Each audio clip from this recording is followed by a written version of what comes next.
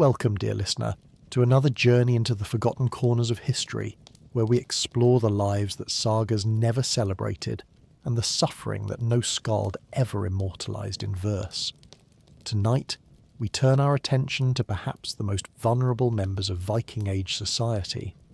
those born with minds that work differently, those whose cognitive disabilities marked them for a life of exploitation, mockery, and quiet desperation in a world that valued strength, wit, and the ability to contribute to the relentless work of survival. I hope you're settling in comfortably, wherever you might be listening from tonight, perhaps under warm blankets as winter presses against your windows, or in the gentle darkness of a summer evening. Before we begin this exploration, if you find value in these journeys into history's uncomfortable truths, I'd be grateful if you'd consider subscribing to help more people discover that the past, in all its darkness, can teach us something about the present. The Vikings, as you likely know, have been romanticised beyond recognition in modern popular culture, transformed into noble warriors and fearless explorers, their society imagined as some kind of egalitarian paradise where individual merit determined one's fate. But tonight, we're going to examine what happened to those individuals who, through no fault of their own, could never meet the brutal standards of Norse society. Those born with intellectual disabilities who faced a life more punishing than any battlefield. Picture, if you will, the windswept coasts of Norway in the 9th century, where survival itself was a daily negotiation with cold, hunger, and the thin margin between prosperity and starvation that characterised life in the far north. This was a world where every person needed to contribute to the household's survival, where children as young as 5 or 6 were expected to perform meaningful work, where the elderly who could no longer labour often faced quiet neglect,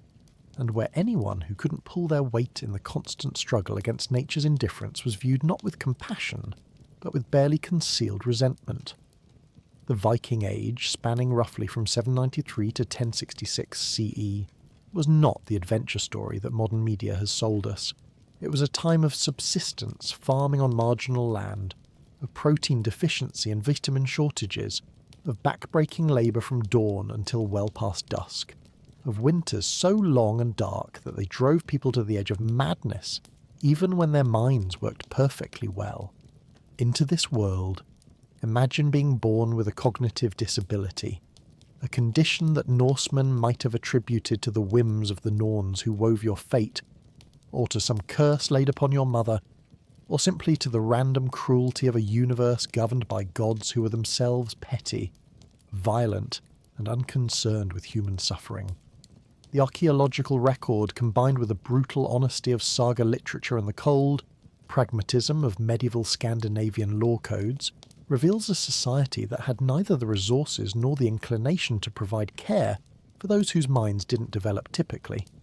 A world where such individuals faced a constant threat of violence, exploitation, sexual abuse, and ultimately an early death that came as something close to a mercy. Tonight, we're going to explore what life actually looked like for these forgotten souls, examining the evidence from skeletal remains that show signs of mistreatment, from saga passages that treat cognitive disability as a source of cruel humour,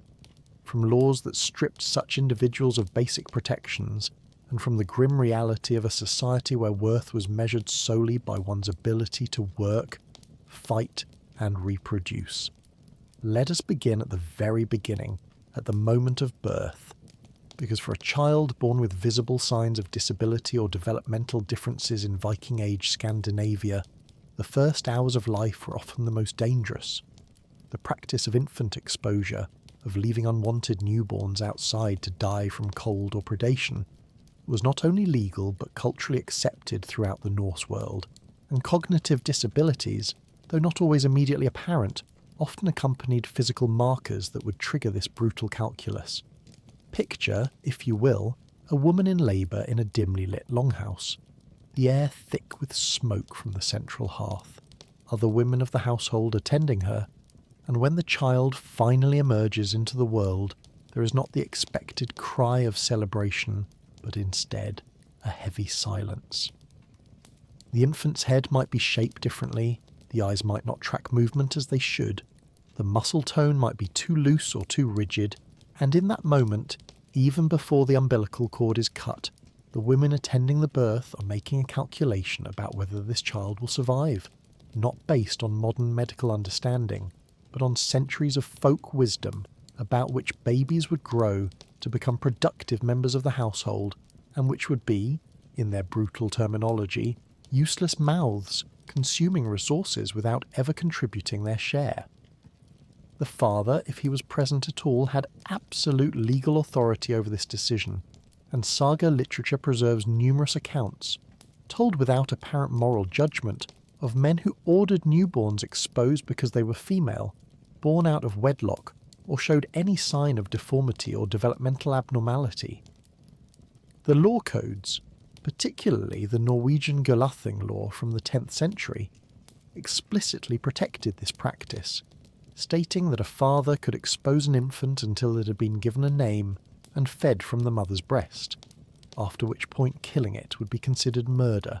creating a narrow window of a few hours or days during which a child's entire future hung in the balance.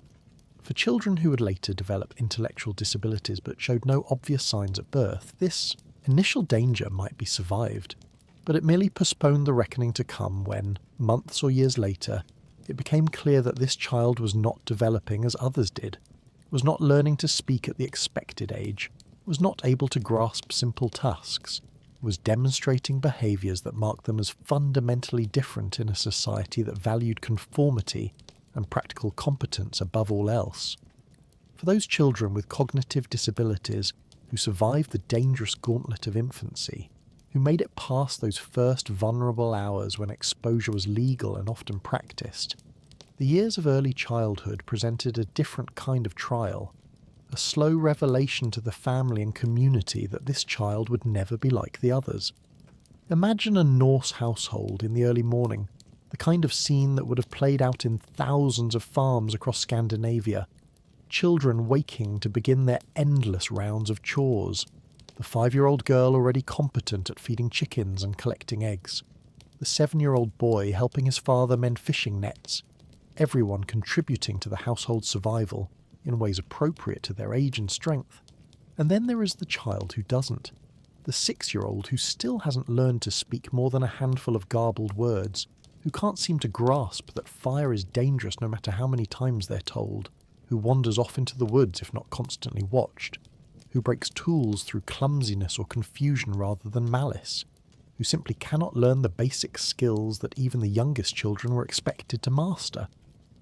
The archaeological record, though it rarely speaks directly to cognitive disability,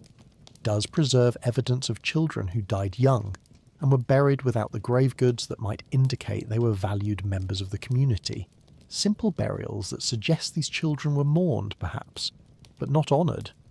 not seen as having had the kind of life that warranted elaborate funeral preparations. Skeletal analysis from Norse burial sites has revealed children with conditions like Down syndrome, identifiable through specific cranial and skeletal features, and the burial context of these remains often tell a story of marginalisation,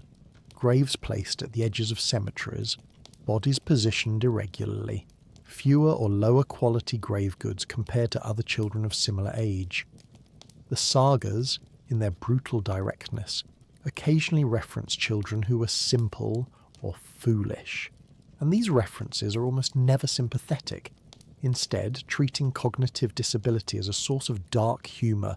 or as a shameful burden on the family, something to be hidden if possible, or, if too obvious to hide, simply endured with resentment. Parents in such situations faced an impossible choice: continue to invest limited resources in a child who would likely never be able to work, marry, or contribute to the household, or find ways to minimise that investment, treating the child as something between a family member and an unwanted obligation that had to be fed and housed, but need not be educated, protected, or included in the normal life of the community. The physical environment of Viking Age Scandinavia was brutally unforgiving even for those with all their faculties intact, and for someone with cognitive disabilities navigating this landscape of constant danger, Every day presented lethal hazards that others learned to avoid through experience and instruction. Picture the typical Norse farmstead. The longhouse itself with its central hearth that burned day and night, where a moment's inattention could result in severe burns, where boiling pots of water and hot iron tools were constantly in use, where the smoke that hung perpetually in the air could disorient even those with sharp minds. Outside there were animals large enough to kill, horses and cattle that needed to be approached with caution and respect for their size and temperament, pigs that could become aggressive if threatened, dogs that were working animals rather than pets, and showed little patience for mistreatment or confusion. The farmstead would be bordered by wilderness, dense forests where one could become lost within minutes of leaving cleared land, where bears, wolves, and lynx were genuine threats, where bogs and marshes could swallow a person who stepped in the wrong place, where the cold itself was a predator that killed quickly and without mercy if you weren't dressed appropriately or couldn't find your way back to shelter. Archaeological evidence from Norse sites reveals how thoroughly people modified their environment to support survival. The careful placement of structures, the cleared fields, the maintained paths, all representing accumulated knowledge about how to extract life from hostile land. Knowledge that had to be learned and remembered and applied with precision. For someone whose mind couldn't retain these lessons, who might wander away from safety because they couldn't grasp the concept of danger, who might approach an aggressive animal without the learned wariness that kept others safe. The farmstead and its surroundings were essentially a death trap, a landscape of hazards that required constant vigilance and good judgment to navigate. We know from skeletal remains that injuries were common in the Viking Age: broken bones that healed badly, burn scars, wounds from animals or accidents, and while we cannot always determine cognitive status from bones alone, it's not difficult to imagine that those with intellectual disabilities suffered more than their share of these injuries, that their inability to learn from experience or heed warnings made them more vulnerable to the everyday violence of their environment. Some saga passages reference individuals who are considered unlucky, people around whom accidents seem to happen with unusual frequency, and while we can't know for certain, it's possible that some of these unlucky individuals were actually people with cognitive disabilities, whose inability to assess risk and modify behaviour accordingly led to repeated mishaps that were interpreted through the Norse worldview as supernatural bad fortune, rather than as predictable consequences of developmental difference. Work, endless and backbreaking, was the central reality of Viking Age life, and for someone with cognitive disabilities, the inability to perform this work competently transformed them from a person into a burden in the cold calculus of household survival. Let us examine a typical day's labour expectations to understand just how impossible these demands would have been for many with intellectual disabilities.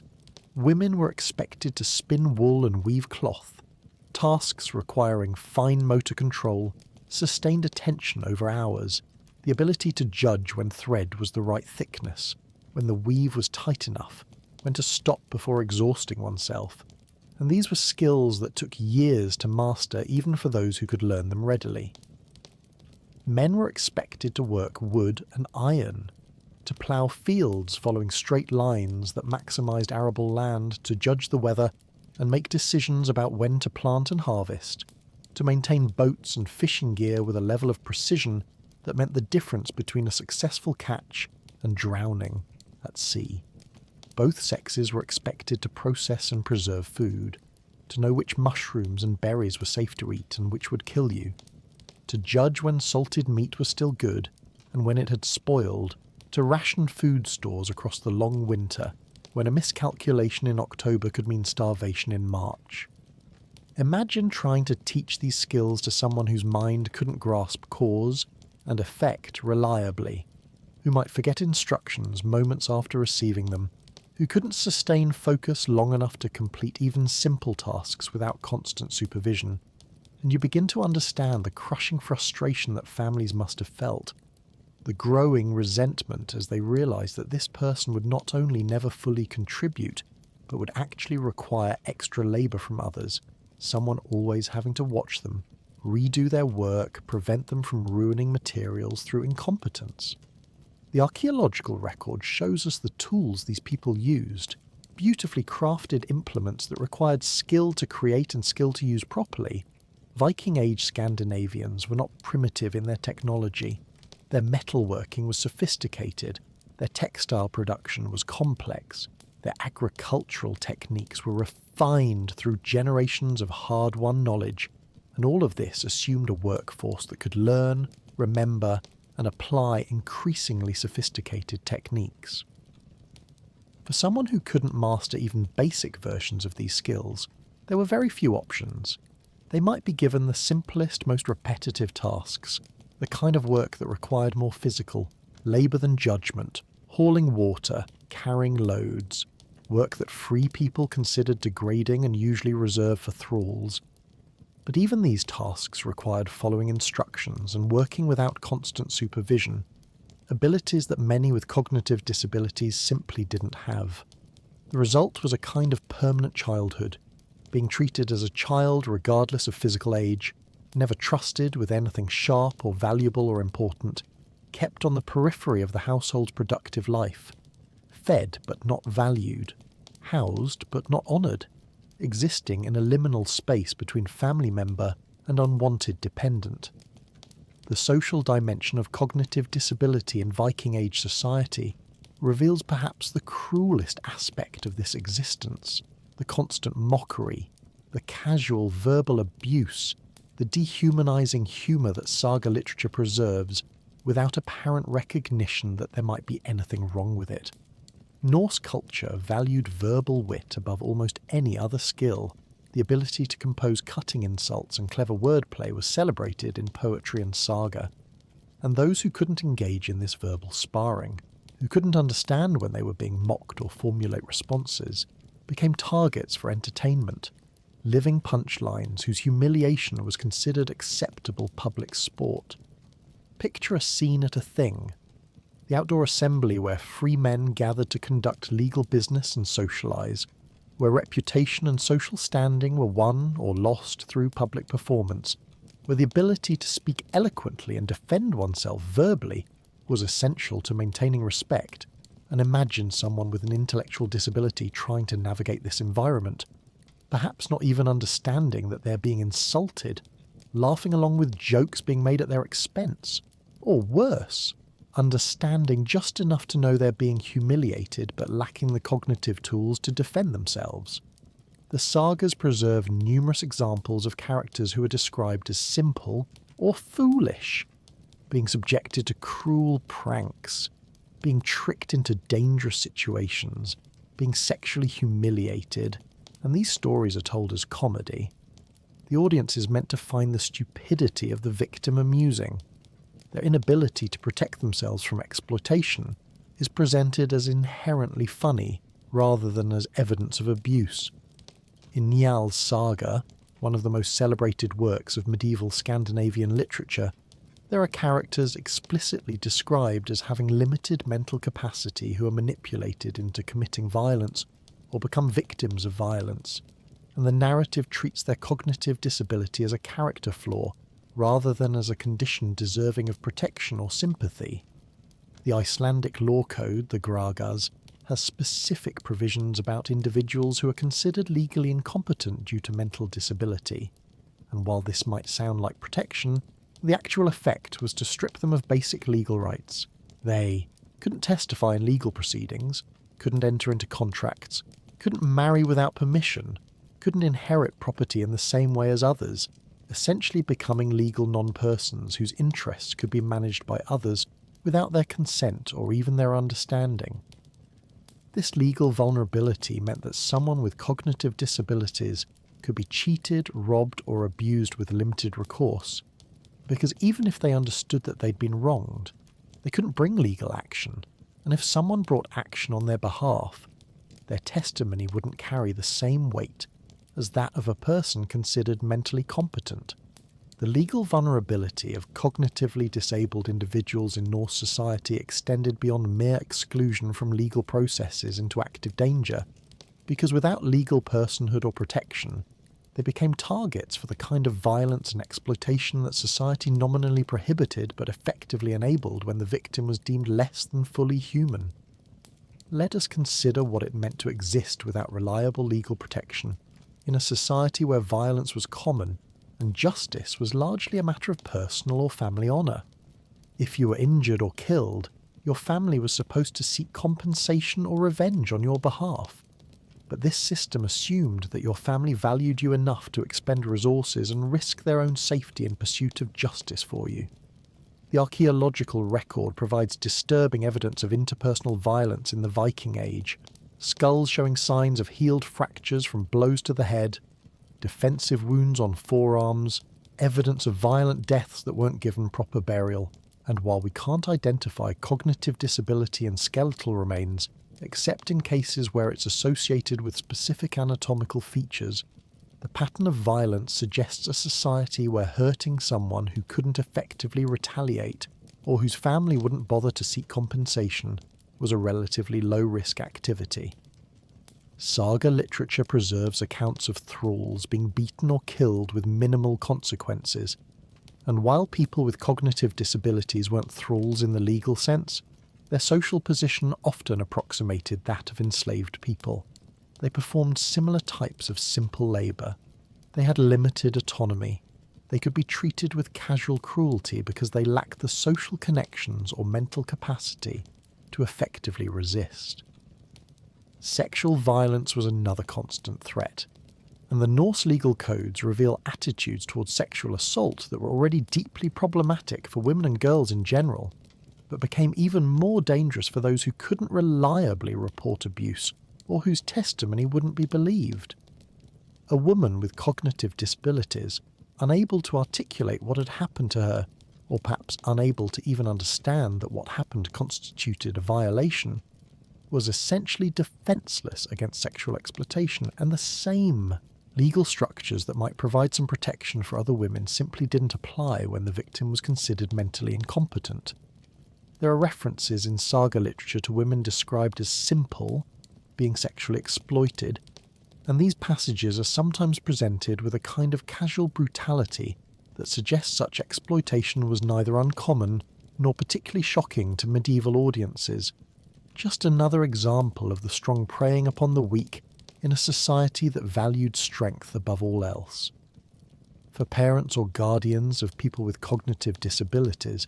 this legal vulnerability created impossible choices. Keep the person at home under constant supervision, essentially imprisoning them to keep them safe, or allow them some measure of freedom knowing that they might be victimised with limited hope of justice, that the violence done to them might be considered somehow less serious, because the victim was considered less valuable as a person. The Norse religious worldview provided no comfort for those born with cognitive disabilities, instead offering explanations for their condition that range from divine punishment to demonic influence, frameworks that justified rather than challenged the brutal treatment these individuals received. Let us consider how the Norse understood the mind and what it meant when a mind didn't work as expected. They believed in a complex soul structure, the huga, thought mind, the heimingja, luck, life force, the fylgja, spirit double, all of which needed to be properly formed and functioning for a person to be considered fully human and capable. Someone with intellectual disability might be thought to have a damaged or incomplete huga, perhaps as punishment for wrongdoing by their parents or ancestors, or they might be considered to have been touched by malevolent spirits, the Jötnar or other hostile supernatural beings who delighted in causing suffering to humans. The concept of being elf-shot, struck by invisible arrows from hidden beings, was used to explain sudden illness or disability, and while this might seem like it would generate sympathy, the actual result was often suspicion and fear, because if this person had been singled out for supernatural punishment, what did that say about them or their family? What had they done to attract such misfortune? Archaeological evidence from Norse burial sites reveals that some individuals were buried with specific protective charms or in ways that suggest fear of the dead returning. And while we can't always determine why specific individuals were treated this way, There are cases where skeletal evidence of disability or difference correlates with burial practices that seem designed to prevent the dead from walking, suggesting that even in death, these individuals were viewed with a mixture of fear and revulsion rather than grief. The sagas preserve accounts of Völvas and Cider practitioners, magic workers who supposedly had the power to curse, people with madness or mental affliction, and these stories reveal deep cultural anxieties about the mind being vulnerable to supernatural attack, about the possibility that what made you yourself could be stolen or damaged by malevolent forces. For someone actually living with cognitive disability, this religious framework offered nothing helpful. It didn't explain their condition in ways that promoted understanding or compassion. It didn't provide ritual remedies that might have given families hope even if they didn't actually work. It simply reinforced the idea that cognitive disability was fundamentally bad, a punishment or curse rather than a natural variation in human development. There were no saints or divine figures in the Norse pantheon who protected the cognitively disabled, no myths about disabled heroes whose differences became sources of strength, nothing in the religious culture that suggested these individuals had value beyond the purely utilitarian calculation of what work they could perform.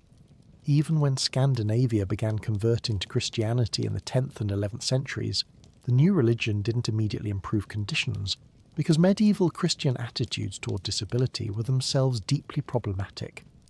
Mixing charity with the idea that disability was divine punishment for sin, that suffering in this life was preparation for the next, that the disabled should be grateful for whatever scraps of care they received. Family shame and the burden of care created a toxic dynamic within Norse households, where the presence of a cognitively disabled family member was seen not as a shared responsibility or a test of the family's compassion, but as a source of humiliation that reflected poorly on the entire lineage. Imagine the weight of this shame pressing down on parents who had perhaps spent years hoping their child would improve, would suddenly begin developing normally, would prove the early concerns wrong, only to have those hopes crushed as the child grew older and the gap between them and their peers widened into an unbridgeable chasm. In a culture obsessed with honour and reputation, where family lines were tracked carefully and genealogical pride was central to identity, having a child or sibling who was considered simple or foolish was perceived as a stain on the family name, evidence of some fundamental flaw in the bloodline that might affect other children or future generations. The archaeological evidence for how families dealt with this shame is necessarily indirect,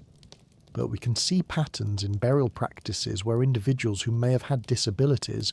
were interred separately from the main family burial ground, or with less ceremony, or in positions that suggest they weren't fully included in the family's ritual life even in death. Saga literature preserves the names and genealogies of hundreds of people,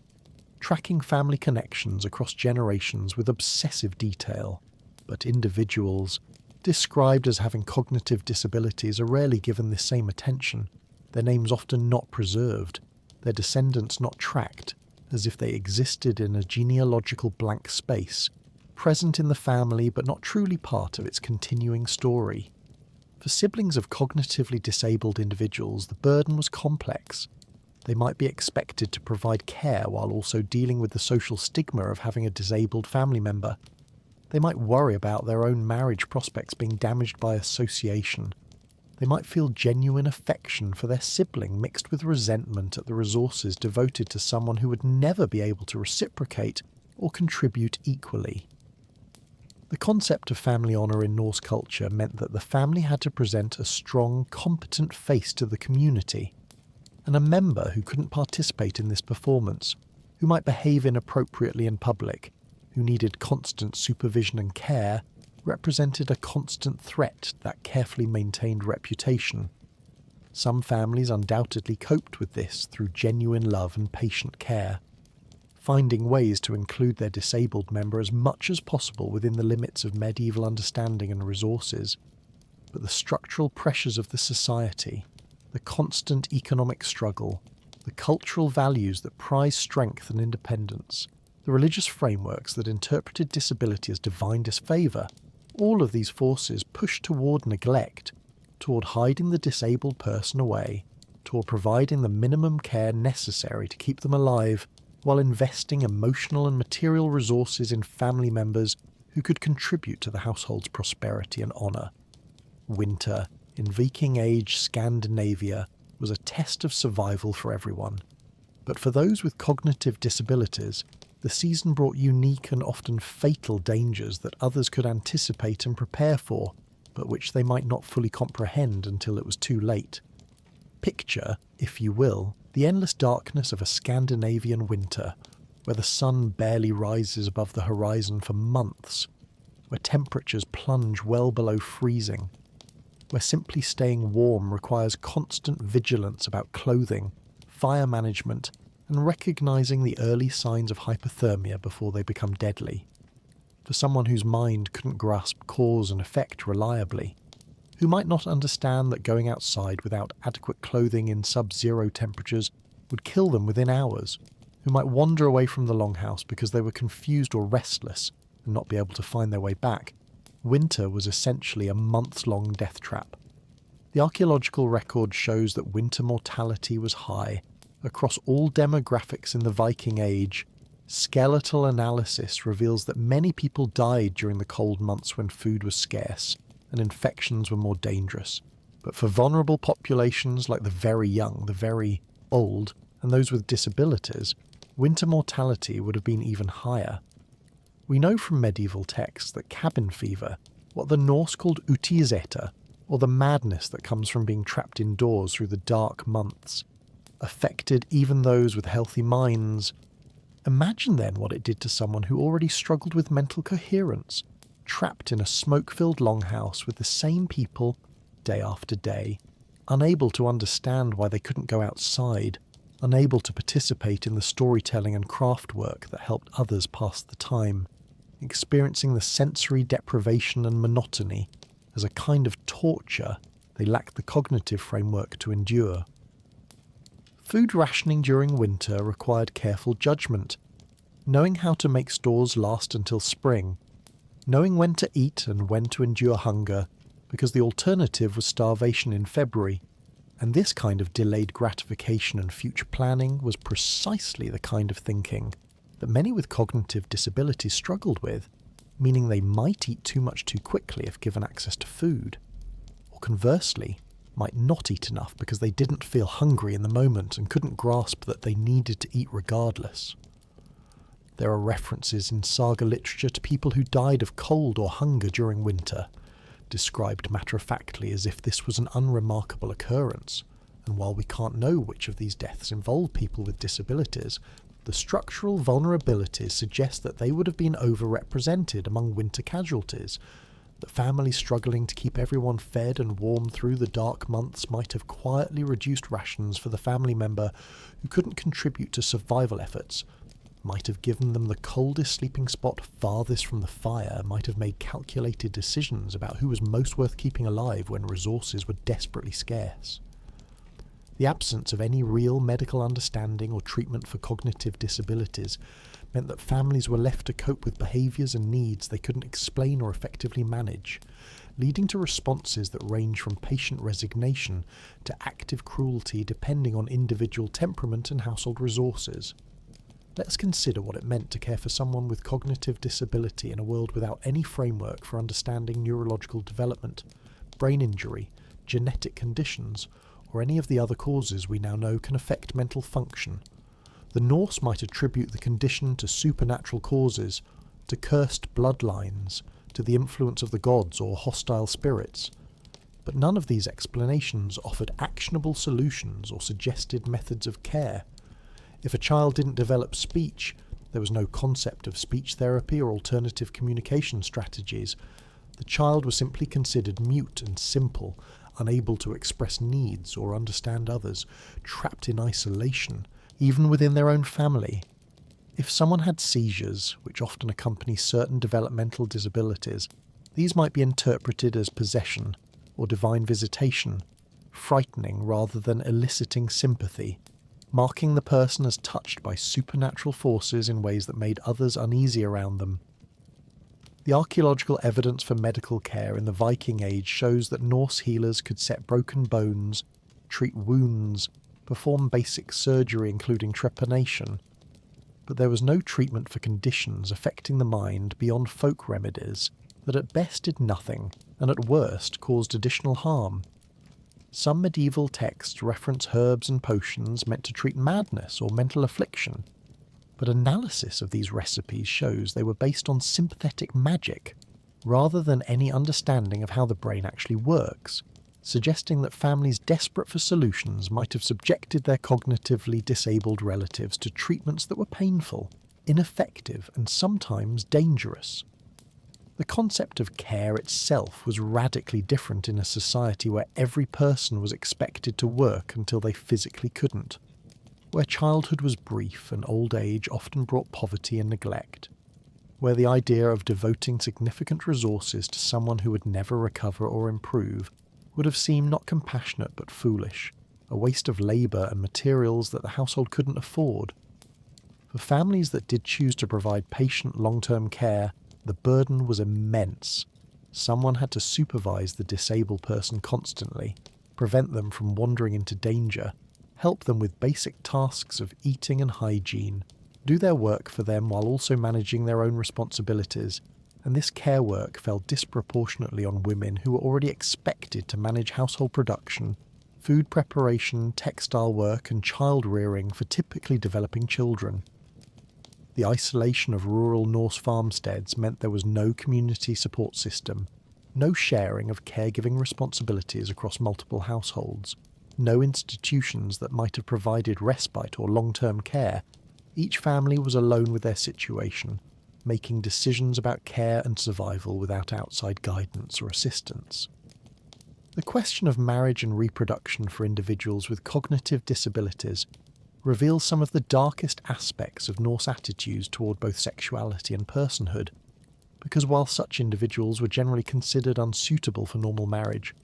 this didn't protect them from sexual exploitation or forced reproduction when it served others' interests. Let us examine what the law codes and saga literature reveal about sexual access to people considered mentally incompetent. The Gragas, Iceland's medieval law code, has provisions about sexual intercourse with women who are considered legally incompetent due to mental disability, and while the law, technically, prohibits such acts, the penalties are significantly lower than for sexual assault of women considered mentally competent,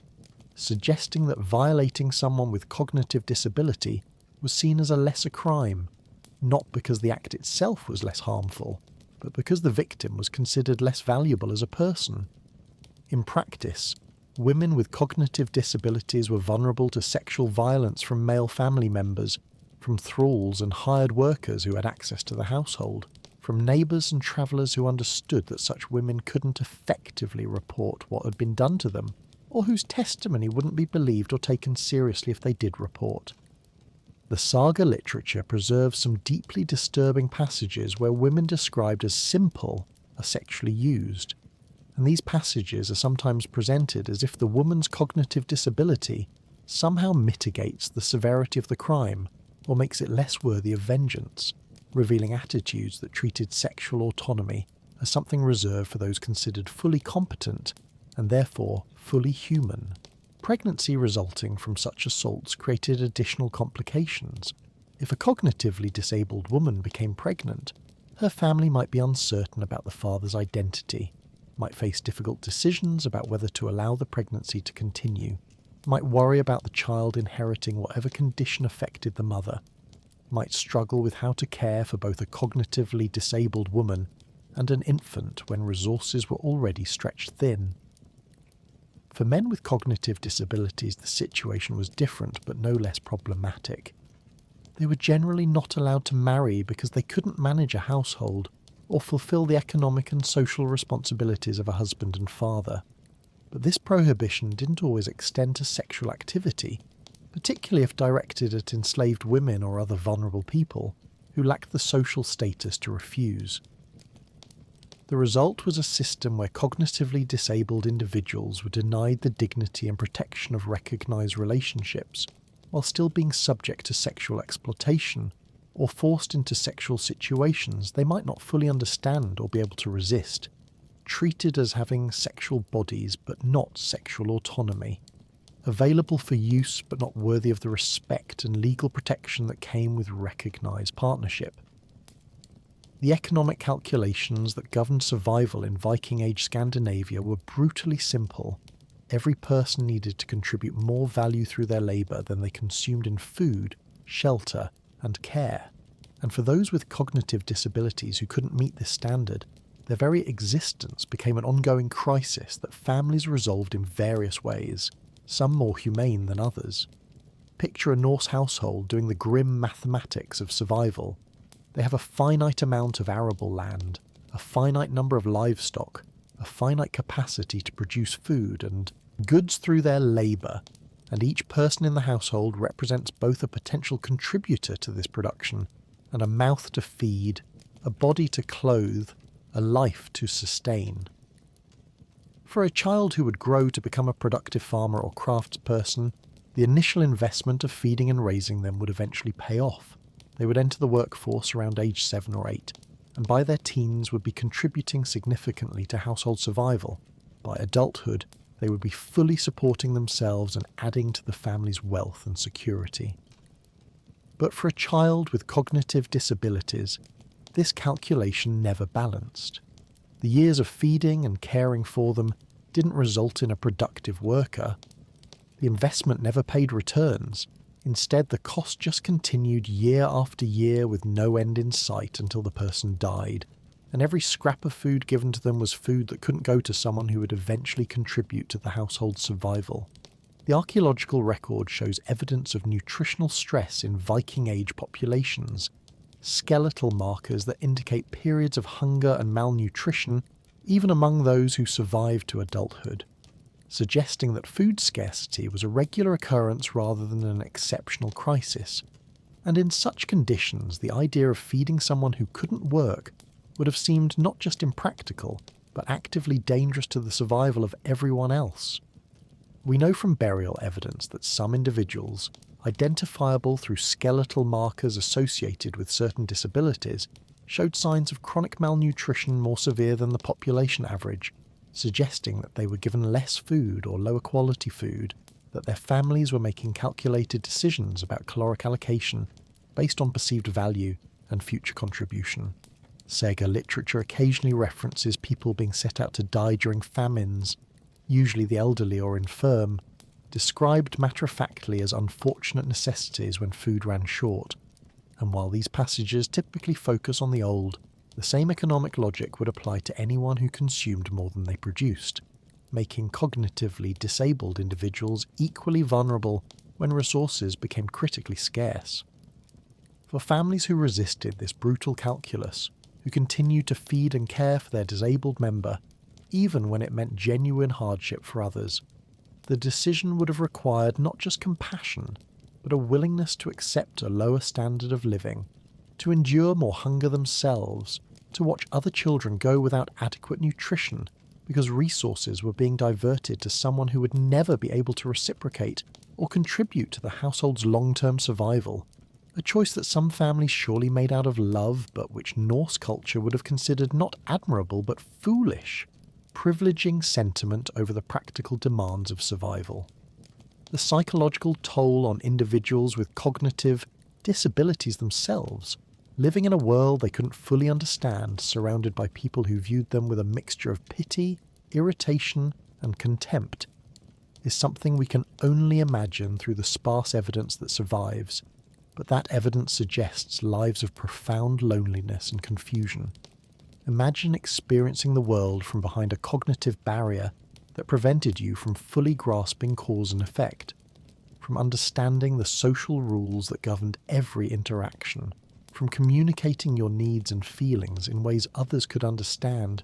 from forming the kinds of relationships that make life bearable, all while living in close quarters with family members who might love you in some fashion, but also resented the burden you represented and made no effort to hide their frustration. The Norse longhouse offered almost no privacy. Everyone lived, worked, ate, and slept in the same large shared space. which meant that a cognitively disabled person would have been constantly exposed to conversations they couldn't fully follow, to social dynamics they couldn't navigate, to activities they couldn't participate in,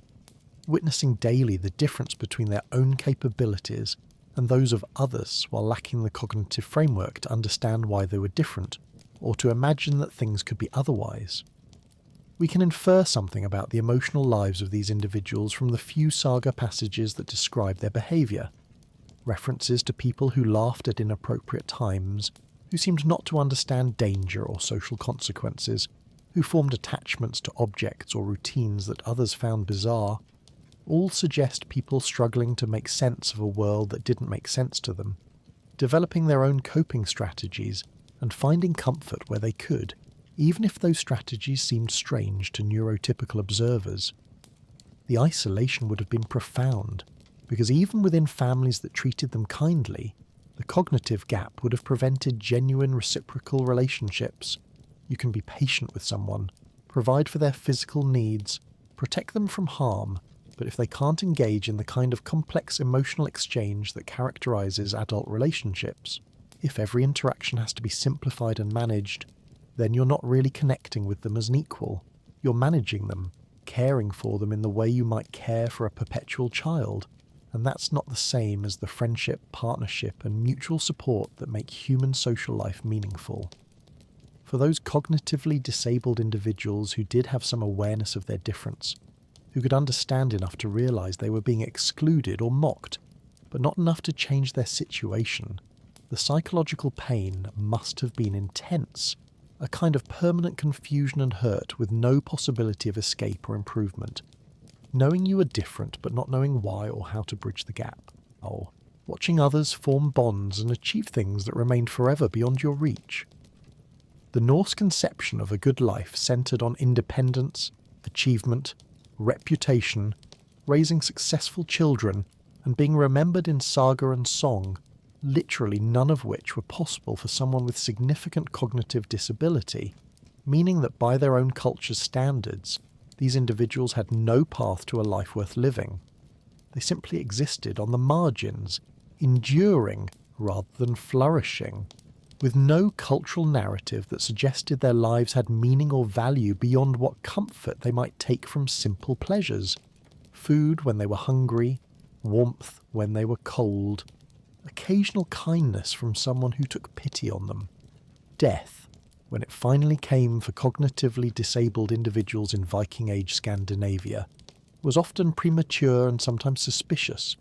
the result of accumulated neglect, deliberate violence, or the kind of accidents that others might survive, but which proved fatal for those who couldn't advocate for their own care or recognise danger until it was too late. Let us examine what the archaeological and textual evidence reveals about how these lives ended. Skeletal remains that show markers consistent with certain developmental disabilities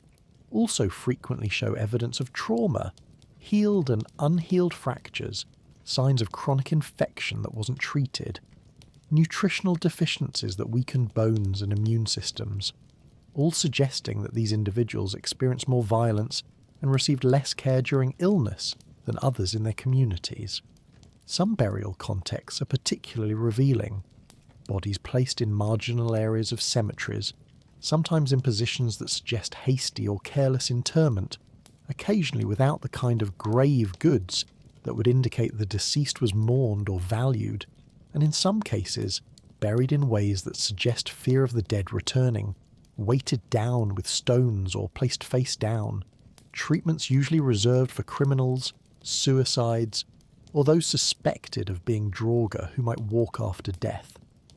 The saga literature, in its occasional mentions of people with cognitive disabilities, sometimes notes their deaths in passing with phrasing that suggests their demise was not unexpected or particularly mourned. Phrases like, "and then that fool died," or "the simple one did not survive the winter," matter-of-fact descriptions that treat the death as unremarkable, perhaps even as a relief for the family no longer burdened with their care. There are darker possibilities as well. In a culture where infant exposure was legal and widely practiced, where elderly people were sometimes encouraged to end their own lives when they became burdensome, where saga heroes sometimes killed people casually with minimal legal consequences. If the victim was of low status, it's not difficult to imagine that some cognitively disabled individuals died not from natural causes or accidents, but from deliberate violence that was never investigated or punished.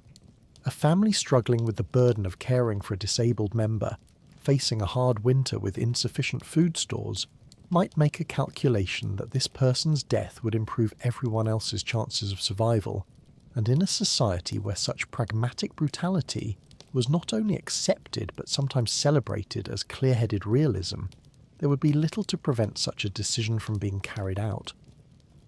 The lack of written records for most of these individuals, the absence of their names from genealogies and sagas, the archaeological evidence of burial practices that suggest exclusion even in death, all point to lives that ended without ceremony or remembrance. People who passed from existence leaving barely a trace. No mourning poetry composed for them, no stories told about their lives at thing assemblies or winter feasts, simply gone and forgotten as if they had never existed at all, their suffering unrecorded and therefore, in the Norse worldview where being remembered was the only immortality available to humans, rendered meaningless. The rare exceptions, families or individuals who showed genuine compassion and provided patient long-term care despite the social and economic pressures against it, stand out precisely because they went against the prevailing cultural norms, though even these cases of relative kindness were constrained by the limitations of medieval understanding and resources. Picture a household where a cognitively disabled child was not only allowed to survive infancy, but was genuinely included in family life to whatever extent their abilities allowed, given tasks appropriate to their capacity, protected from exploitation and mockery, treated with patience when they struggled to learn or remember, allowed to simply exist as a valued family member, even if they couldn't contribute economically in the ways others did. Such families surely existed. Human capacity for love and compassion transcends cultural programming, and there must have been parents who looked at their disabled child and saw not a burden, but a person deserving of care and dignity regardless of productivity. But these families would have faced significant social pressure to harden their hearts, to see their compassion as weakness, to accept that they were impoverishing themselves and potentially endangering their other children by diverting resources to someone who would never be able to reciprocate. The archaeological evidence gives us glimpses of what might have been more compassionate care. Skeletal remains of individuals with disabilities who survived to adulthood, who show signs of having been fed adequately despite their inability to work, whose bones show healed injuries suggesting they received medical attention when hurt, who were buried with some grave goods and in positions that suggest they were considered part of the family unit, rather than shameful appendages to be hidden or quickly forgotten. These cases are precious precisely because they're exceptions. They show that even within a brutal cultural framework, individual humans could choose kindness, could resist the economic logic that said disabled lives weren't worth maintaining, could create small spaces of humanity and care within a larger system that offered neither. We might imagine specific scenarios. A father who taught his cognitively disabled son a simple, repetitive task that the boy could master and perform, giving him a role in the household work even if it was less efficient than having someone more competent do it, because the father understood that his son needed to feel useful and included. Or a sister who learned to communicate with her disabled sibling through gestures and repeated phrases, who made sure they were included in family activities even when others wanted them left behind, who advocated for them when they were mistreated, essentially becoming a lifelong protector and translator for someone who couldn't effectively advocate for themselves. These acts of care would have required not just compassion but courage, because they went against the cultural grain. They represented a rejection of the values that prize strength and productivity above all else, and they came at a real cost in terms of labour, resources, and social standing, which makes them all the more remarkable as examples of human decency persisting, despite every cultural pressure to abandon it. The transition to Christianity, which occurred gradually across Scandinavia from roughly the 10th through early 12th centuries, brought some changes to how disability was conceptualized and treated,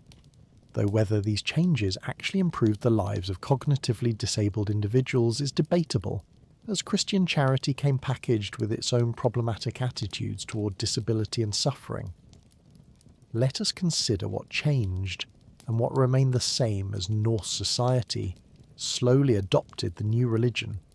Christian theology held that all humans were created in God's image and possessed immortal souls, which theoretically elevated the status of everyone, including those with disabilities, who were no longer simply broken tools but souls requiring salvation. But this theological equality often didn't translate into material improvements in care or social status. Medieval Christian thought also held that suffering, including the suffering of disability, could be redemptive, a way of sharing in Christ's suffering and earning spiritual merit, which could be used to justify continued neglect and mistreatment as somehow beneficial to the disabled person's soul, their earthly suffering preparing them for heavenly reward. The establishment of monasteries and churches in Scandinavia did create some new institutions that might provide care for vulnerable populations, including the disabled, but this care was often minimal, more about warehousing people who couldn't support themselves than about genuine concern for their well-being or dignity, and access to such institutions required conversion and acceptance of Christian worldviews that were themselves often hostile to Norse cultural identity. Archaeological evidence from the Christianization period shows changes in burial practices, with cognitively disabled individuals more likely to be buried in consecrated ground rather than at the margins of cemeteries, which suggests some increase in their recognition as full members of the community worthy of Christian burial, though burial location doesn't necessarily tell us much about how these people were treated during life. The concept of charitable giving became more prominent under Christianity, with wealthy individuals expected to give alms to the poor and vulnerable as a way of earning divine favour, and some of this charity presumably went to disabled individuals or their families, providing material support that might not have been available under purely Norse social structures. But charity is not the same as rights or dignity. It maintains a hierarchical relationship where the disabled person remains forever dependent on others' goodwill rather than being recognised as having inherent value and claim to resources. Some saints' lives from medieval Scandinavia reference miracles of healing for the disabled, which reveals both increased attention to disability as a category and the problematic assumption that disability was something to be cured or fixed rather than a natural part of human variation, that a disabled person was incomplete and required divine intervention to become fully human. For families trying to care for cognitively disabled relatives, Christianity offered new explanatory frameworks that might have been more comforting than Norse fatalism. The idea that God had a plan, that suffering had meaning, that care for the vulnerable was spiritually valuable work. But these frameworks didn't change the material reality of limited resources, hard physical labour, and the brutal economics of survival in medieval Scandinavia, meaning that practical treatment of cognitively disabled individuals likely changed relatively little, even as the religious and cultural justifications for that treatment shifted from Norse to Christian paradigms. The question of awareness of how much cognitively disabled individuals in Viking Age Scandinavia understood about their own situation and difference is one we can only approach through inference and imagination, but the evidence suggests that many lived in a state of partial understanding that might have been more painful than complete incomprehension. Imagine having enough cognitive capacity to recognise that you were treated differently from others, that you were excluded from activities and conversations, that people spoke about you in ways that suggested you weren't fully present or worthy of direct address, but not having the cognitive tools to understand why this was happening or to articulate your feelings about it in ways others would take seriously. The saga literature occasionally preserves moments that hint at this painful middle ground. Characters described as simple, who nonetheless show emotional responses to mistreatment, who become angry or sad in ways that suggest they understand at some level that they're being wronged, even if they can't formulate complex thoughts about justice or advocate effectively for themselves. There are references to such individuals becoming attached to specific people who showed them kindness, following them around, becoming distressed when separated from them, which suggests both emotional capacity and awareness that some people treated them better than others, that human relationships mattered even if they couldn't engage in them with full reciprocity.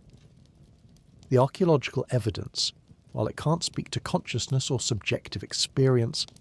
does preserve some suggestive details, where patterns on grave goods that suggest objects the deceased person used frequently in life, suggesting they had preferences and routines, that they found comfort in familiar things even if they couldn't articulate why, that they created their own small spheres of meaning within lives that must often have seemed chaotic and frightening. For those who had acquired cognitive disabilities through illness or injury, rather than being born with them, the awareness would have been even more acute and painful. Imagine having memories of being treated as a full person,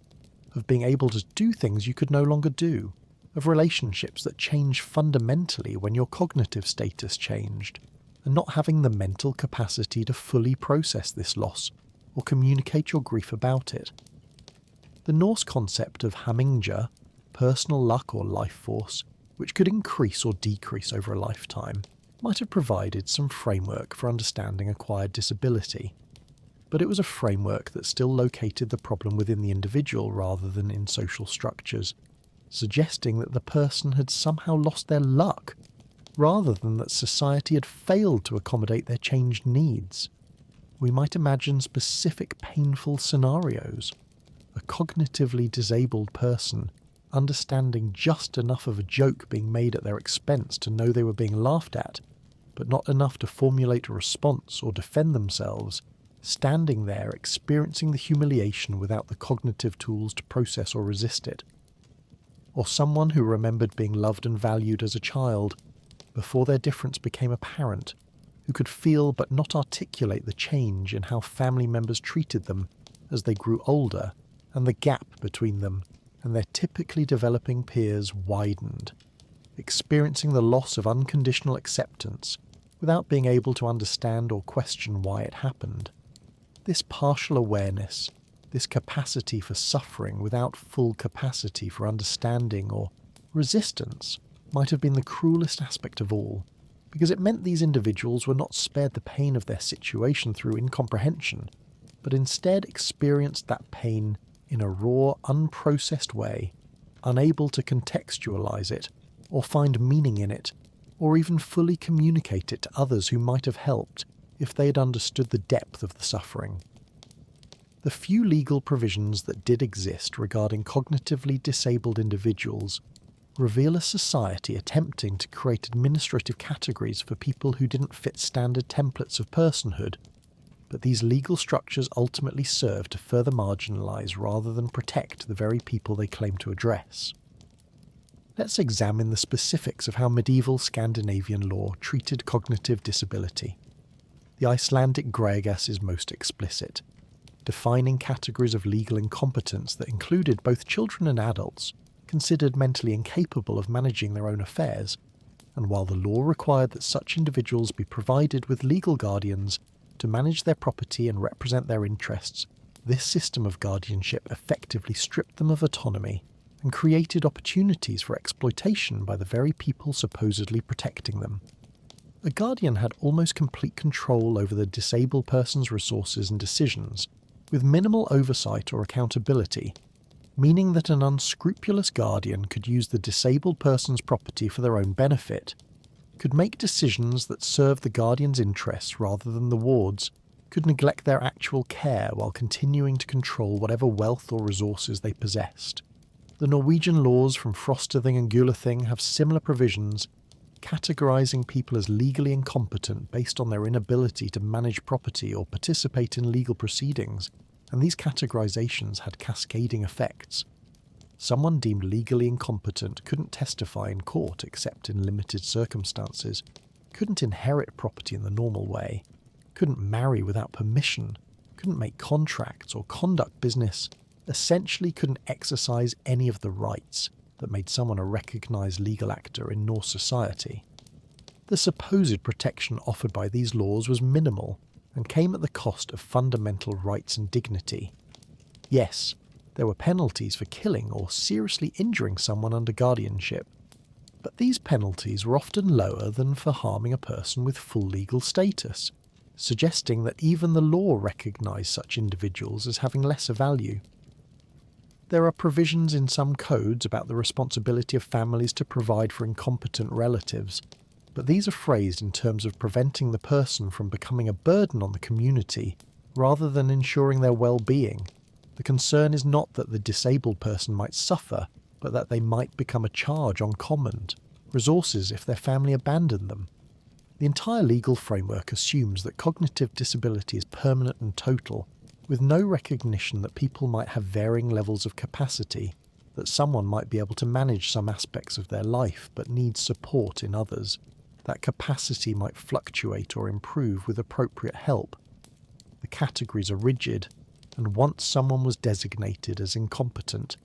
that designation was essentially permanent and applied to all areas of life, regardless of their actual capabilities. For disabled individuals themselves, these laws meant that even in the rare cases where they inherited property or had resources of their own, they couldn't control those resources, couldn't make decisions about their own lives, were legally perpetual children regardless of their physical age, subject to the authority of guardians who might or might not have their best interests at heart, and who faced little consequence for neglect or exploitation, as long as they avoided outright murder. The physical labour demands of Viking Age life created constant opportunities for injury and exploitation of those who couldn't effectively resist or report mistreatment,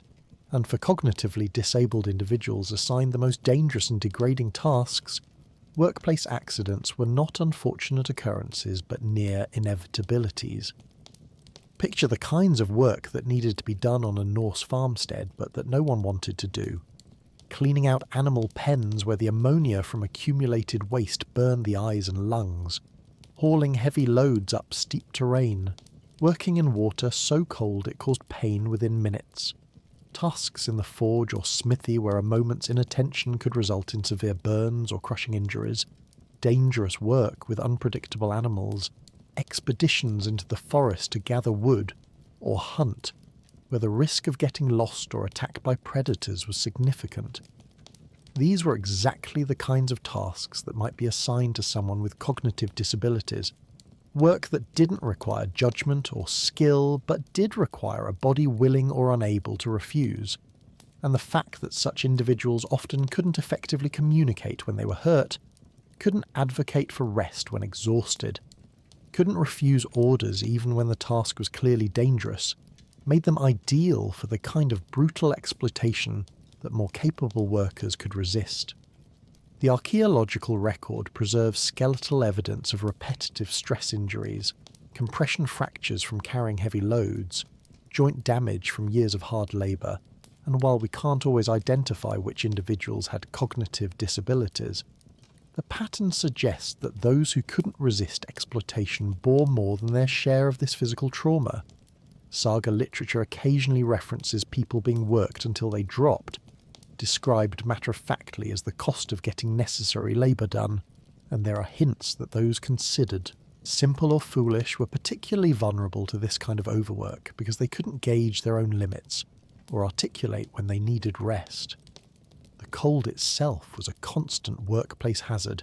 hands going numb while working with wet fishing nets, feet developing frostbite during long days of outdoor winter work. The risk of hypothermia when clothing became wet, and someone with cognitive disabilities might not recognise these warning signs until damage was already done, might not understand that they needed to go inside and warm up, might continue working past the point where others would have stopped to preserve their health. Burns were another common injury in a society where fire was essential for cooking, heating, metalwork and preservation of food, and someone who couldn't learn from experience, who might forget that the cooking pot was hot or not understand the danger of getting too close to the forge, would accumulate burns that others would have learned to avoid. The absence of anything resembling workplace safety standards or worker protections meant that all labourers were vulnerable, but the vulnerability was magnified exponentially for those who couldn't recognise danger, couldn't refuse unsafe work, couldn't effectively communicate when injured, and who knew that complaining would likely result in punishment rather than improved conditions, creating a situation where cognitively disabled workers might suffer in silence, their bodies breaking down from accumulated injury and overwork, with no recourse and no hope of improvement. The Viking Age practice of raiding and warfare created additional vulnerabilities for cognitively disabled individuals left behind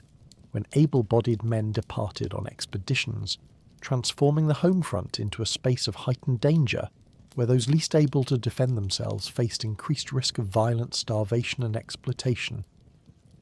Imagine a coastal settlement in early summer, the season when raiding expeditions traditionally departed, and picture what happened to the social fabric of these communities when a significant portion of the adult male population left for months at a time, leaving behind women, children, the elderly, and those considered unfit for warfare, which certainly included anyone with cognitive disabilities. The departure of warriors meant not just military vulnerability to counter raids, but also a dramatic reduction in the labour force available for essential work. Fields still needed to be ploughed and planted, animals still needed to be tended, fishing and hunting still needed to happen,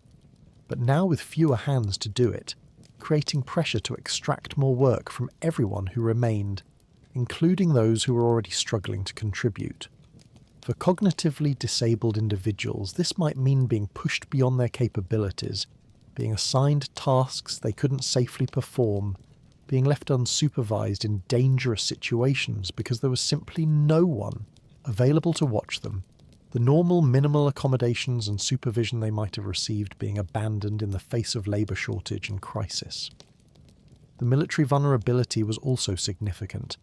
A settlement that looked poorly defended might attract raids from neighbours or from foreign raiders, and when such attacks occurred, those who couldn't run fast, couldn't understand shouted warnings, couldn't defend themselves effectively, were at terrible risk. Archaeological evidence from raided settlements shows skeletons with evidence of violent death, bodies that weren't given proper burial, signs of communities destroyed with survivors scattered or enslaved, and while we can't identify which victims might have had cognitive disabilities, the logic suggests they would have been overrepresented among those who couldn't escape or resist effectively. The economics of raiding created perverse incentives around disability. Healthy captives taken in raids could be sold as thralls, but someone with obvious cognitive disabilities had little value in the slave market. They couldn't be relied upon to work effectively and would be harder to control, meaning they were more likely to be killed outright rather than captured, viewed as not worth the trouble of transporting and selling. For families of raiders, the absence of male family members meant women and remaining adults had to make all decisions about resource allocation, care for vulnerable members, response to threats, and these decisions were often made under conditions of extreme stress and scarcity that pushed toward abandoning those who couldn't contribute to survival, the very people who most needed protection, being most likely to be sacrificed when times got hard. We can imagine specific scenarios. A cognitively disabled young man left behind when his brothers and father went raiding, expected to do the work of multiple people despite his limitations, or worse, viewed by those remaining as an unnecessary mouth to feed and a liability if the settlement came under attack, his own family beginning to see him not as a person to protect but as a problem to solve, perhaps through quiet neglect that might allow him to die of natural causes while the warriors were conveniently absent. The Norse concept of personal honour and reputation created a social environment where being associated with cognitive disability, either as the disabled person themselves or as their family member, carried significant shame that could damage one's standing in the community and limit opportunities for advancement, marriage, and social connection. Let us consider how the obsession with honour functioned in Viking Age society. Your reputation was essentially your social capital. It determined who would trade with you, who would ally with you, who would consider your children acceptable marriage partners, who would support you in legal disputes, and this reputation was based on perceived strength, competence, success in endeavours, and the overall quality of your lineage and household. Having a family member with cognitive disabilities threatened this reputation in multiple ways. It suggested weakness in the bloodline, some fundamental flaw that might affect other children or future generations. It demonstrated the family's inability to control their own household if the disabled person behaved inappropriately in public.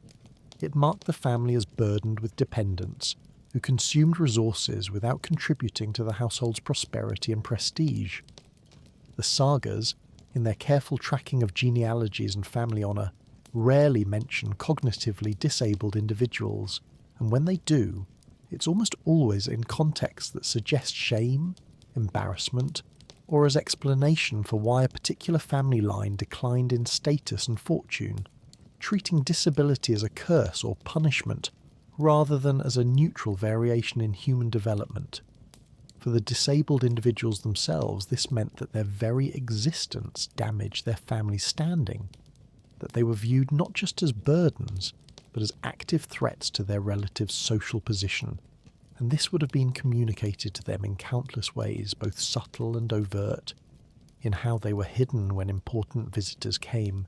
in how family members spoke about them with shame and frustration, in how carefully their existence was excluded from the family narratives told at gatherings and feasts. We can see the impact of this shame in burial practices.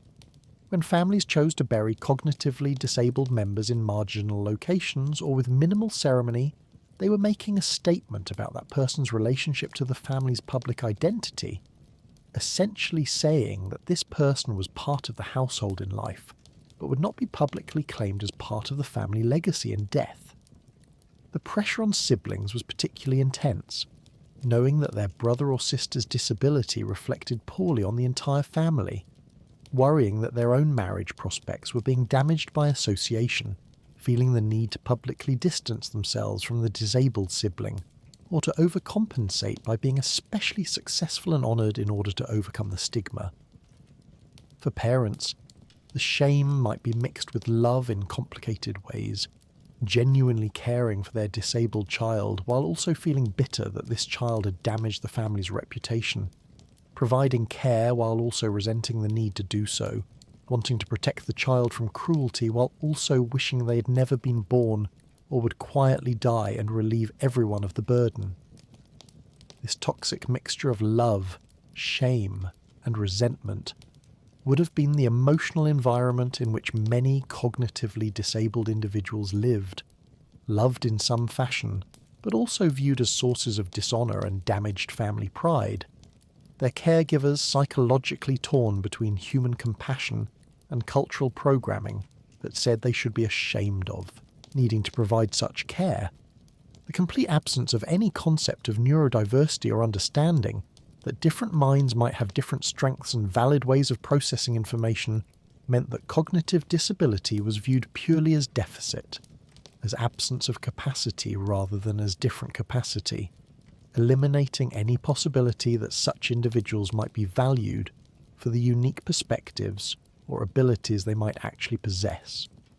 Picture how a modern understanding might approach someone with cognitive disabilities, recognizing that they might struggle with certain types of abstract reasoning but excel at pattern recognition, might have difficulty with verbal communication but possess strong visual spatial skills, might need support in some areas while having capabilities in others that could be developed and valued, viewing the person as having a different cognitive profile rather than simply a broken or incomplete one. This framework was entirely absent from Viking Age thinking. There was simply normal intelligence and the lack of it, competence and incompetence, with no recognition that someone might be competent in some areas and not others, no concept of working with someone's strengths rather than simply lamenting their deficits. The result was that any capabilities cognitively disabled individuals might have had were often overlooked or dismissed because they didn't fit the narrow template of valued skills, and opportunities to find roles where they could actually contribute were missed because no one was looking for those opportunities or believed they existed. We might imagine someone who had excellent memory for certain types of information, who could recognize individual animals in large herds or recall specific locations in the forest, who had manual dexterity that could have been directed towards specific crafts, but because they couldn't perform the full range of expected tasks, couldn't communicate in standard ways, couldn't learn quickly or generalize from examples, their actual capabilities went unrecognized and undeveloped. They were simply categorized as useless and treated accordingly. The Norse emphasis on verbal wit and storytelling as markers of intelligence particularly disadvantaged those whose disabilities affected language and communication. Someone might have rich internal experiences and understanding, but if they couldn't articulate that understanding in the rapid-fire verbal exchanges that Norse culture valued, they were dismissed as empty-headed, their silence interpreted as absence of thought rather than as difficulty with expressive language. Archaeological evidence can't directly speak to cognitive capabilities that went unrecognized, but we can infer from the general pattern of Norse society that it was highly conformist, suspicious of difference, quick to categorize people into rigid hierarchies of value, precisely the kind of social environment where unique abilities that didn't fit standard, templates would be dismissed or punished rather than cultivated and utilized. The tragedy is not just that these individuals were denied dignity and decent treatment, though that alone is profound, but that human potential was wasted, that whatever contributions they might have made given appropriate support and recognition went unrealized because the culture couldn't conceive that different kinds of minds might have different kinds of value. Some anthropological research on other historical societies has found cases where people we might now identify as having certain cognitive disabilities were recognized as having special spiritual insights or abilities. Shamans or seers whose different ways of perceiving reality were valued precisely because they provided access to perspectives that neurotypical individuals couldn't access. But this framework seems to have been largely absent from Norse culture, which valued practical competence and verbal cleverness above mystical insight or alternative ways of knowing. The practice of thing assemblies and communal decision-making, so central to Norse political life, completely excluded those with cognitive disabilities from any participation in shaping the laws and customs that governed their lives, leaving them subject to rules they had no voice in creating and often couldn't fully understand. Let us examine how these assemblies functioned. Free men gathered at regular intervals to hear legal cases, pass new laws, form alliances, settle disputes, and make collective decisions about matters affecting the community, and participation in these assemblies was both a right and a responsibility of free male householders, essential to maintaining social standing and protecting one's interests. The entire process assumed verbal competence, the ability to follow complex arguments, understand precedents and legal reasoning, articulate one's own position effectively, form strategic alliances through conversation and persuasion, literally none of which would have been possible for most people with significant cognitive disabilities. Even those who technically had the status of free men, if they were considered mentally incompetent, would have been represented by guardians rather than speaking for themselves, their interests supposedly protected by others, but their own voices never heard in the decision-making process. This meant that laws affecting them were made without their input. Provisions about guardianship, about property rights, about what constituted appropriate treatment or grounds for intervention, all decided by people who might have various interests in how such laws were structured, but didn't include the perspectives of those actually living with cognitive disabilities. We can imagine the profound alienation of being subject to a legal system you couldn't participate in creating, where rules governing your life were decided by others in proceedings you couldn't follow or influence, where your interests were supposed to be represented by someone else who might or might not actually understand or prioritize what you needed. The physical space of thing assemblies reinforced this exclusion. These were public gatherings where social standing was performed and negotiated, where men demonstrated their worth through eloquent speech and quick wit, where being unable to hold your own in verbal sparring meant loss of respect and status. Precisely the kind of environment where someone with cognitive disabilities would be most obviously disadvantaged and most likely to be mocked or ignored. Some law codes specify that those deemed mentally incompetent could not serve as witnesses in legal proceedings except under very limited circumstances, which meant that if they were victims of crime or witnesses to events that affected the community, their testimony was worthless. Crimes committed against them were harder to prosecute because the primary witness couldn't testify, and perpetrators of such crimes faced lower risk of consequences. This legal invisibility extended to inheritance disputes, property transactions, marriage negotiations, all the mechanisms by which resources and opportunities were distributed in Norse society. Cognitively disabled individuals might technically own property, but couldn't control it, might be entitled to inheritance, but couldn't claim it without someone acting on their behalf, existed in a legal limbo where they had some theoretical rights, but lacked the capacity to exercise those rights independently, making them perpetually dependent on others' goodwill. In a society where goodwill was often in short supply and self-interest was celebrated as practical wisdom. The harsh reality of aging with cognitive disabilities in Viking Age Scandinavia reveals a trajectory toward increasing vulnerability and neglect, as the minimal tolerance extended to disabled children and young adults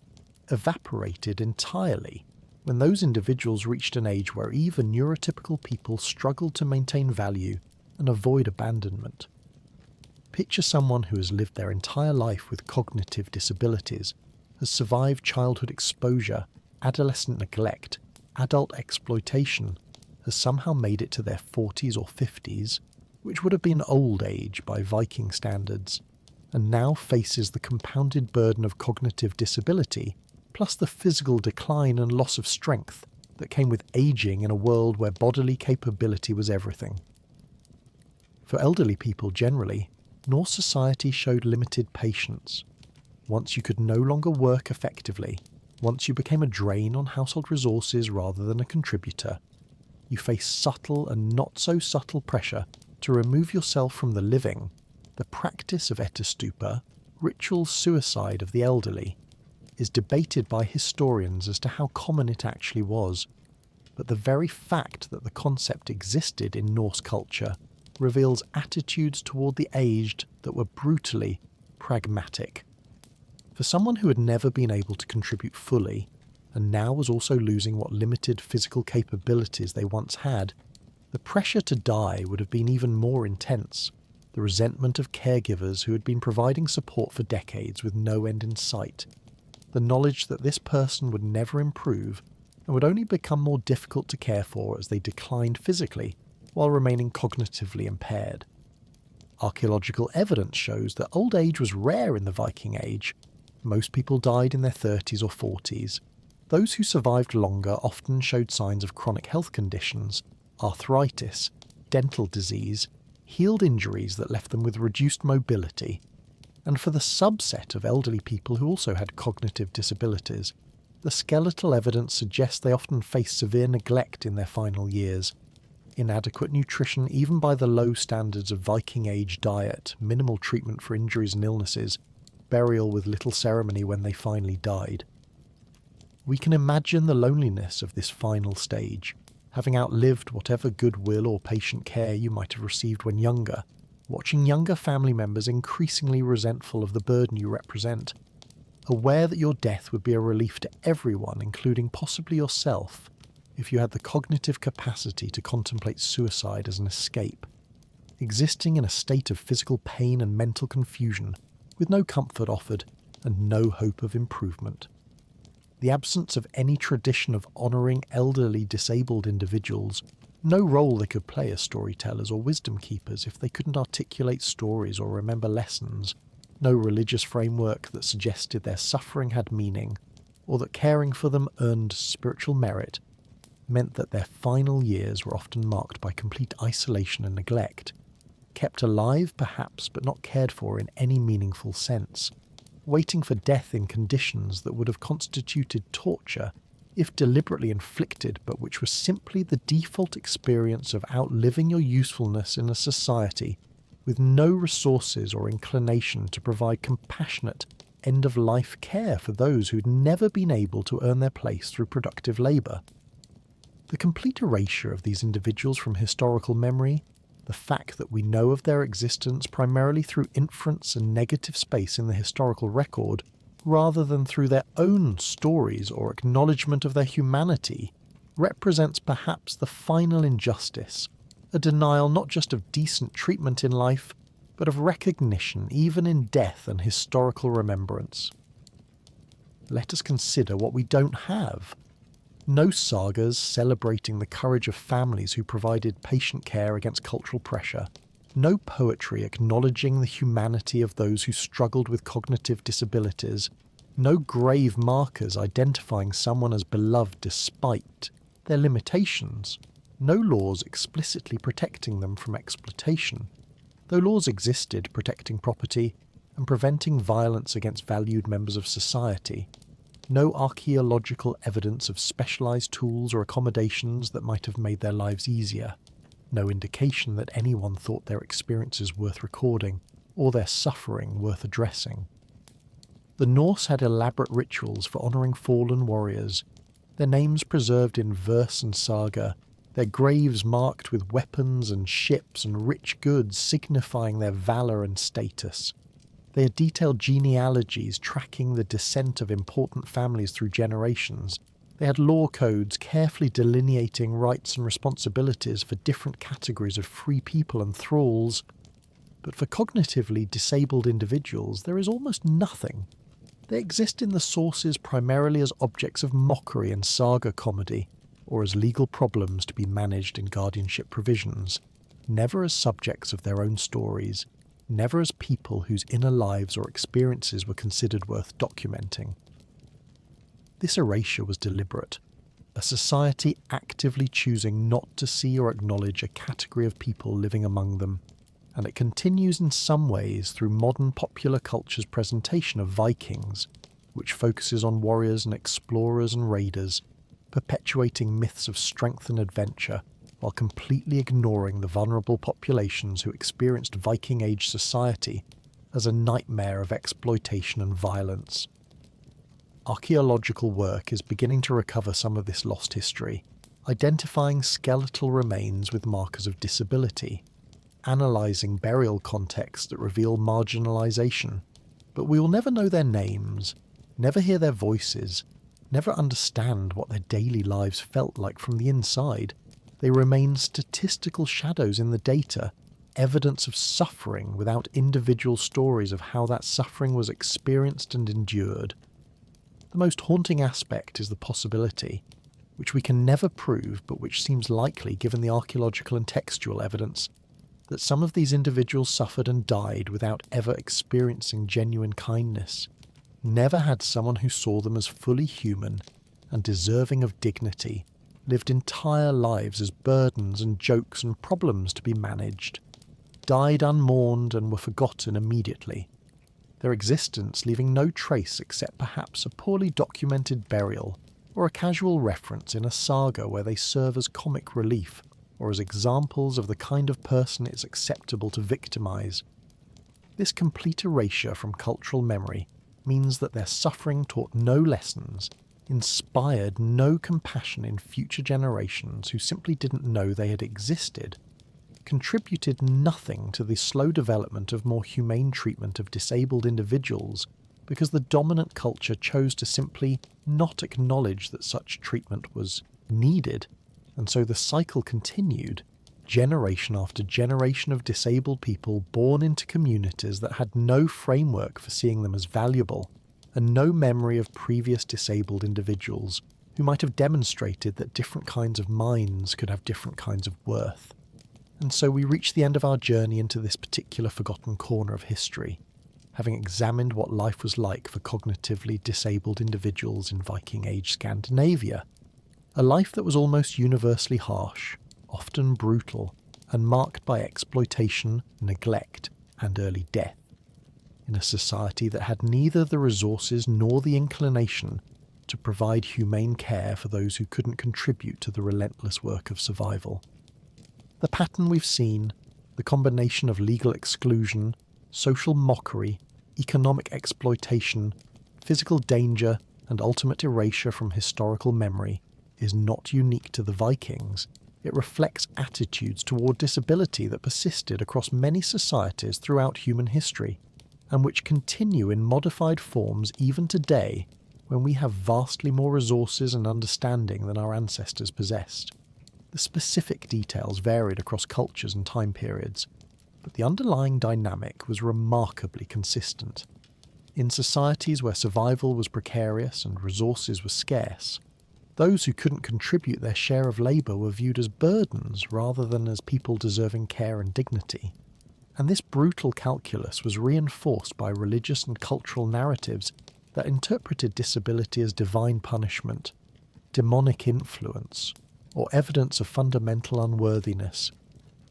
What makes the Viking Age example particularly stark is the contrast between the romanticised modern image of Norse society as somehow more free and egalitarian than other medieval cultures, and the reality revealed by careful examination of sources,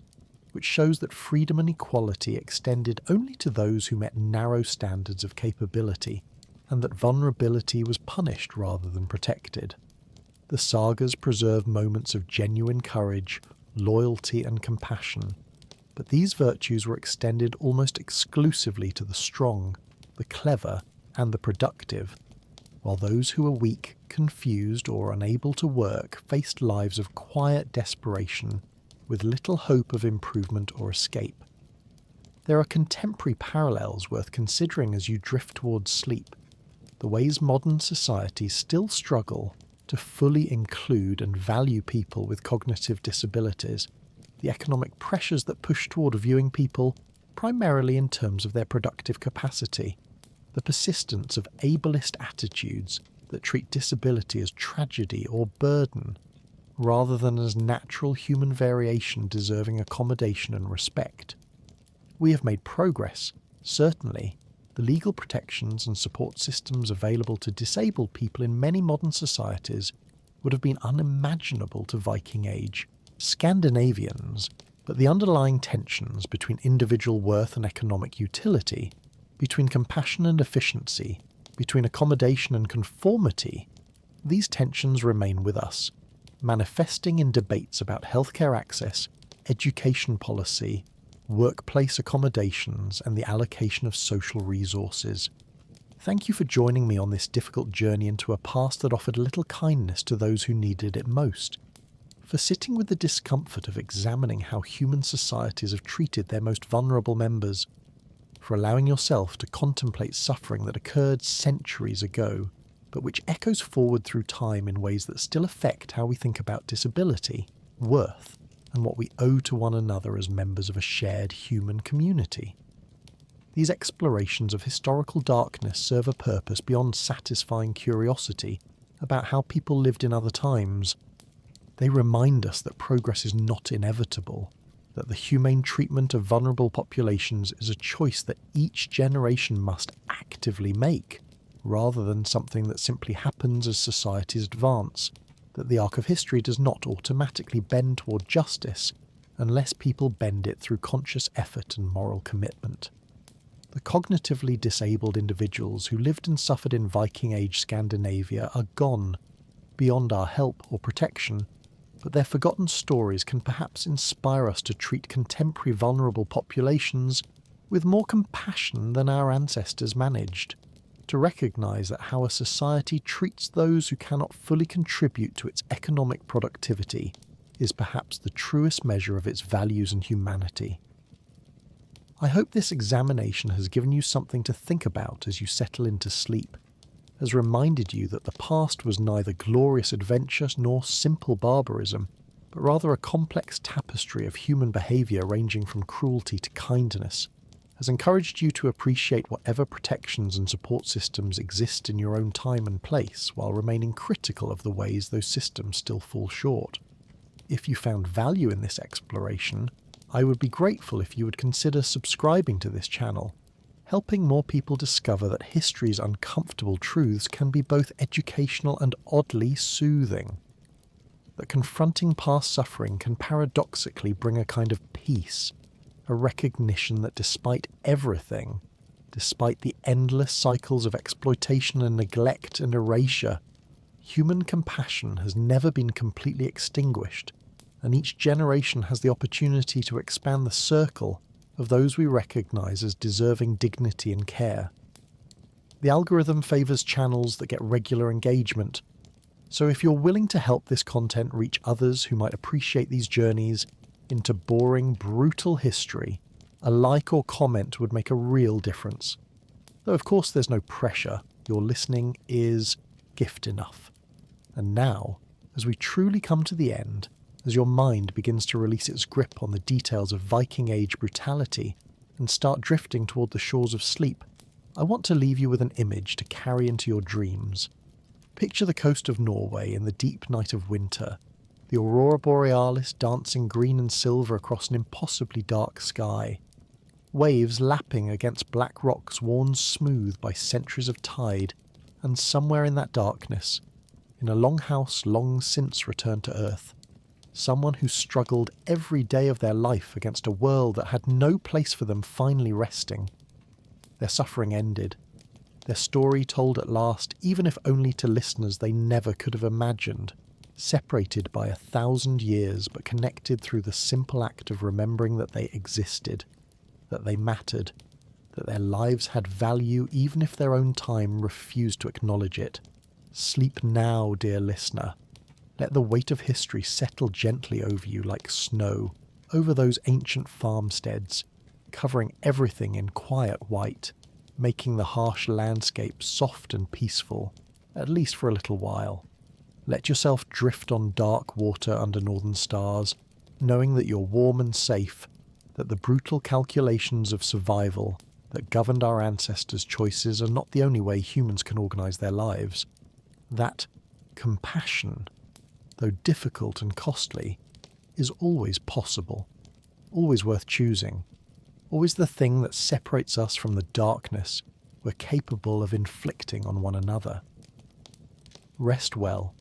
and thank you for listening truly, from whatever part of me continues between these recordings. Thank you for caring about people who lived and died forgotten, for allowing their stories to matter again, if only for the length of time it took to tell them. Good night, and may your dreams be gentler than the history we've explored together.